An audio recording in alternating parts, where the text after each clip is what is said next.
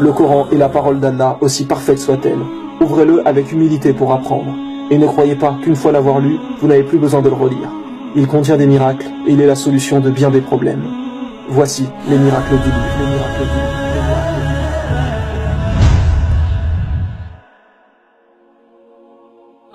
Beaucoup de gens doutent de l'existence d'Allah, et c'est l'intensité de votre foi qui vous gardera sur le chemin droit. Et le Coran est fait pour augmenter votre foi.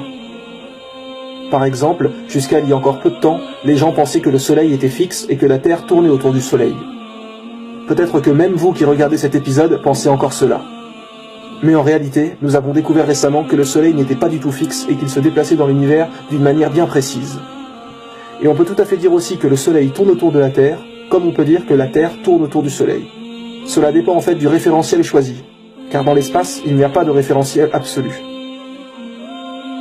Et ce qui nous intéresse est que pendant longtemps, les gens pensaient que le soleil était fixe. Seulement, dans le Coran, depuis 1400 ans, il est dit que le soleil se déplace et vogue dans une orbite bien précise, comme la science le confirme aujourd'hui. Ce qu'il faut comprendre, c'est qu'avant que la science découvre cela et change son point de vue, les gens auraient pu croire que le Coran avait fait une erreur, puisque la science disait que le soleil était fixe et non le Coran. Et c'est justement dans ces moments que c'est votre foi qui vous maintient debout ou vous fait chuter. Celui dont sa foi est faible aura abandonné l'islam, pensant que le Coran faisait une erreur. Alors qu'en réalité, la parole d'Allah est parfaite, et le Coran ne peut que dire la vérité, tandis que la science, elle, évolue et n'est jamais sûre. Mais c'est important de savoir que si un jour vous ne comprenez pas quelque chose en religion, ne remettez pas tout en cause. Il y a forcément une explication. C'est simplement que vous ne savez peut-être pas encore la réponse à vos questions. Mais ne remettez jamais l'islam en doute. Car le soleil se déplace bien dans l'univers. Il vous suffit simplement de regarder sur internet pour le confirmer. Et il est dit dans le Coran, chapitre 21, verset 33, « Et c'est lui qui a créé la nuit et le jour, le soleil et la lune, chacun voguant dans une orbite. » Chapitre 55, verset 5, « Le soleil et la lune évoluent selon un calcul minutieux. » Ou bien encore, chapitre 36, verset 40, « Le soleil ne peut rattraper la lune, ni la nuit devancer le jour, et chacun vogue dans une orbite. » Ne doutez pas de la parole de notre Créateur. Louange à Allah, celui qui connaît ce que nous savons et ce que nous ne savons pas. Il faut savoir déjà qu'en langue française, le Coran perd une grande partie de ses miracles. Pourquoi? Car son style linguistique est absolument parfait. Je donnerai des exemples plus tard dans l'épisode pour que vous compreniez mieux. Mais si vous écrivez un poème aujourd'hui avec des rimes à chaque fin de phrase, et ensuite vous le traduisez en anglais, les phrases auront toujours le même sens, mais par contre vous perdrez les rimes. Certains aspects miraculeux du Coran ne sont compréhensibles qu'en arabe. Vous comprendrez plus en détail à la fin de l'épisode. Voici certains petits aspects qui sont également extraordinaires. La sourate Al-Baqarah, qui est la deuxième sourate du Coran et également la plus longue, contient 286 versets. Et si vous regardez au milieu de cette sourate, donc au verset 143, Allah dit « Et nous avons fait de vous une communauté du juste milieu ». Allah emploie le mot « milieu ». Et ce verset tombe pile au milieu de la sourate au verset 143. Et rappelez-vous mes frères et sœurs que les versets du Coran ont été révélés dans le désordre. Vous savez qu'il y a plusieurs noms que l'on donne à Allah, comme par exemple le tout miséricordieux, ou l'audient, le créateur, etc. Un de ces noms est l'unique, qui se dit en arabe Al-Ahad. Eh bien le mot Al-Ahad est écrit une seule fois dans le Coran. Une seule fois, puis il ne revient jamais. Le mot Al-Ahad, qui veut dire unique, est lui-même unique. Le Coran a été révélé sur une période de 23 ans. Combien y a-t-il de chances de ne pas répéter le même mot sur 23 ans de révélation? Imaginez-vous une personne qui délivre un message pendant 23 années. Quelle est la probabilité qu'il soit capable d'éviter d'utiliser le même mot deux fois? Dans le même type d'exemple, Allah dit dans un verset, « Ne médite-t-il pas sur le Coran, s'il provenait d'un autre qu'Allah, ils y trouveraient certes maintes contradictions. » Eh bien le mot contradiction aussi ne revient jamais dans le Coran. Un petit malin qui voudrait vraiment chercher une erreur pourrait dire que si on prend cette phrase au sens littéral de chez littéral, on retrouve le mot contradiction parfois dans le Coran, alors que Dieu dit qu'on ne retrouve pas de contradiction. Mais même le mot en lui-même n'apparaît plus après.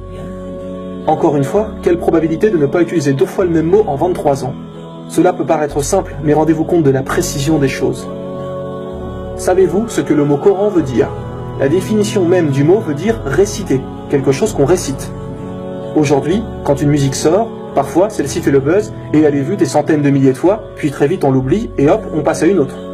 Les gens chantent la musique plusieurs fois, puis s'en lassent. Idem pour un film qui marche, il fait un carton et avec le temps, d'autres films le remplacent. Alors que le Coran, depuis plus d'un millénaire, est récité constamment, et aujourd'hui par plus d'1 milliard de personnes. Aucun livre depuis l'histoire de l'humanité a été autant récité. De plus, aujourd'hui, avec le décalage horaire, sachez que l'Aden, qui est l'appel à la prière, est récité 24 heures sur 24. Jamais l'appel à la prière n'est stoppé dû au décalage horaire. Constamment, il est récité sur terre. Quand le prophète sallallahu alayhi wa sallam a donné ce mot, le Coran, comment pouvait-il savoir si celui-ci allait être encore récité dans 1000 ans, si ce n'est par la révélation d'Allah? Même le mot Coran est miraculeux en soi. Tout est parfaitement bien choisi. Prenez n'importe quelle star, avec le temps, on finit par l'oublier. Alors que le prophète Mohammed, sallallahu alayhi wa sallam, est depuis 1400 ans aimé par les musulmans. Les gens pourront dire, oui, mais Jésus aussi pour les chrétiens, ou Moïse pour les juifs, etc. Et ce qui est intéressant, c'est qu'un verset du Coran parle de la renommée du prophète. Il est dit, chapitre 94, verset 4, « Et exalté pour toi ta renommée ». Et dans l'appel à la prière, lorsqu'il est dit « J'atteste que Mohammed est le prophète d'Allah », nous devons répéter la même chose. J'atteste que Mohammed est le prophète d'Allah. Et à chaque fois que nous entendons son prénom, nous devons dire que la paix et les bénédictions d'Allah soient sur toi, Mohammed. Et étant donné que l'Aden est récité 24 heures sur 24, eh bien sans arrêt, la renommée du prophète est mise en avant. Le Coran est parfait et préservé jusqu'à la fin des temps. Outre le fait qu'Allah dit qu'il en est le gardien, et cela nous suffit pour croire que personne ne le modifiera jamais, Allah dit aussi qu'il a rendu le Coran facile pour la mémorisation. Et aujourd'hui, des milliers, voire des millions de gens connaissent le Coran par cœur. Même des enfants de 6-7 ans le connaissent sur le bout des doigts. Dans la prière, nous récitons des sourates de celui-ci. Donc beaucoup d'imams, etc. le connaissent parfaitement. Alors imaginez maintenant si on brûlait tous les livres religieux, Bible, Coran, Torah, les Védas, etc.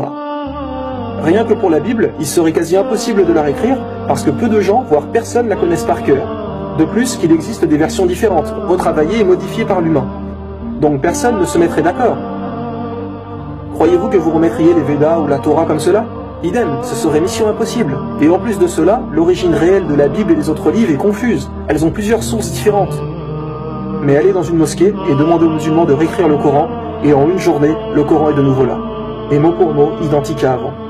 Car si quelqu'un faisait une erreur, il serait immédiatement corrigé par d'autres. Tout comme si vous vouliez faire le malin, et vous amuser un moment à modifier un verset. Votre supercherie ne durera même pas un jour, car elle sera détectée directement par les autres. Les gens récitent le Coran sans cesse, donc personne ne modifiera jamais le Coran. Quand vous avez appris à l'école les grandes révolutions, la Révolution française, la Révolution bolchevique en Russie, etc., vous vous rendez compte que toutes ces manifestations ont changé surtout le régime politique. Mais dans la vie personnelle des gens, cela n'a rien vraiment changé. Alors que lorsque l'islam est arrivé, les gens n'ont pas seulement changé le régime politique qui était à l'époque, mais toute leur vie. Leur manière de s'habiller, leur langage, le comportement avec les gens, ce qu'ils mangeaient, l'hygiène, etc. Et les gens qui proposaient ces idées politiques pour ces nouveaux régimes n'ont bien souvent pas vu ces révolutions durant leur vivant. Ce n'est que des années plus tard que cela est venu. Alors que durant la vie du prophète, sallallahu alayhi wa sallam, tout a changé directement, car il était guidé par Dieu. Ce que nous voulons dire, c'est que, imaginez-vous que votre voisin vienne vous voir et vous dise « Voilà, je suis le messager de Dieu. À partir d'aujourd'hui, tu devras faire tout ce que je dis, car ce que je te commande de faire est la volonté de Dieu. » Allez-vous le suivre, ou alors allez-vous le prendre pour un fou? Votre voisin que vous voyez avant tous les jours et qu'à présent vous dit être le messager de Dieu. Surtout qu'à l'époque, les gens étaient fiers et suivaient fermement leurs idées religieuses. Mais non, ils se sont tous mis au fur et à mesure à suivre le prophète Mohammed, sallallahu alayhi wa sallam. Et ça, mes frères et sœurs, ça ne peut venir que du seul et unique Dieu, le seul capable de cela. Voici un autre miracle du Coran. Allah dit dans un verset, nous avons fait descendre le fer.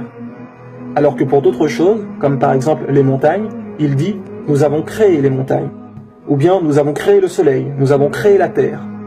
Mais pour le faire, il ne dit pas nous avons créé, mais fait descendre. Et écoutez bien mes frères et sœurs, les biologistes disent que le fer est venu historiquement sur Terre par la descente de météores. Et Allah dit, chapitre 57, verset 25, nous avons fait descendre le fer, nous avons fait descendre le fer, nous avons fait descendre le fer. À savoir que le fer ne peut être créé sur Terre. Même l'énergie dégagée par le soleil, qui atteint 386 millions de mégawatts, ne peut former le fer. Alors d'où vient-il ? Après des études approfondies, il s'est approuvé aux savants que cette matière, le fer, ne peut être formée que dans les immenses étoiles dépassant notre soleil plusieurs fois, et dans une étape particulière de la vie de ces immenses étoiles, appelée la supernova. Au moment de l'explosion de ces dernières, la matière s'accumule fortement. Cette fusion nucléaire continue et forme par la suite le fer. Et la Terre contient environ 35,9% de fer de sa masse. Allah nous a préparé la Terre par le fait de descendre sur elle une grande quantité de fer. Actuellement, les planètes du système solaire sont des planètes gazeuses inadaptées à la vie. Pour cela, le fait de descendre cette quantité de fer porte une sagesse divine, grâce à qui notre planète est habitable. Nul ne savait cette vérité du fer avant l'exploration de l'espace. Qui, il y a 1400 ans, pouvait connaître cela et savoir que le fer venait du ciel? La parole humaine n'est pas nécessairement calculée au mot près. Le speech humain ne fait pas attention à utiliser le mot le plus parfait possible. Mais Allah, si. Le Coran est incroyablement précis dans son langage.